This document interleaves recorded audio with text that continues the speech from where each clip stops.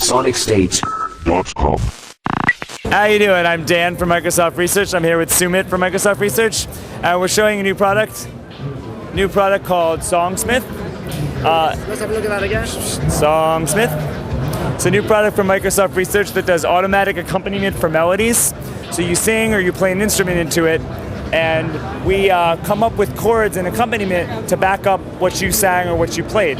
This came out of a research project called My Song that you might have heard about, where we looked at the statistical relationship between chords and melody and developed an algorithm to come up with chords to back up a melody.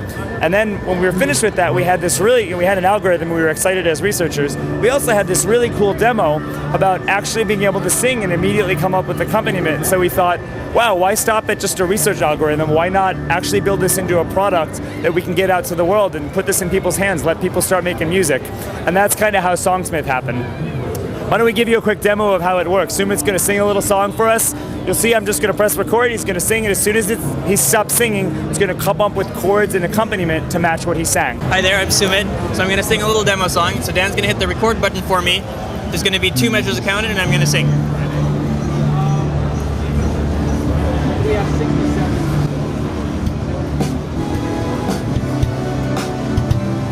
Sarah and me, we had so much fun together. I'll remember you forever, Sarah and me. Sarah and me, we had so much fun together. I'll remember you forever, Sarah and me. It's beautiful, man. Thank Sarah you. must be very special. She is. We had so much fun together. I'll remember you forever, Sarah and me. Sarah and me, we had so much fun together. I'll remember you forever, Sarah and me. Wow, so basically it's come up with the chord accompaniment. That's right. And so you'll notice that all I did was just hit the record button and sang, and instantly it had an accompaniment for me. And the point is, like, for people who are doing this for the first time, it's magic for them, you know, and they might be done, and they might take that song and send it to their grandma or send it to their girlfriend or something like that.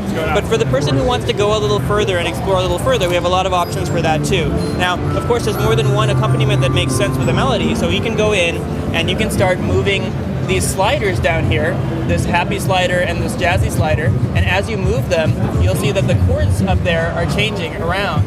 And so it's very accessible for people to be able to just do a little bit of stuff and play around with all the different possible accompaniments. Then if you're a more advanced user, you can do things like go into a particular chord and say, hey, I don't like this one so much. Show me what else might make sense. I can go to this suggest box, and then it'll show me like other possibilities for that chord. Or if I do like it, I can lock that one down, and then you can move everything else around while that one stays in place. So it gives you a lot of options for what you want to do.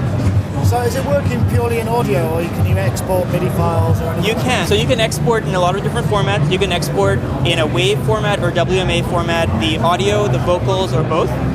You can also export MIDI of all the instrument tracks for the accompaniment, for all the different accompaniment styles, so you can bring that into your Pro Audio app and do more with it in there. Oh, that's very cool. So when we first saw it, it was a research project. That's right.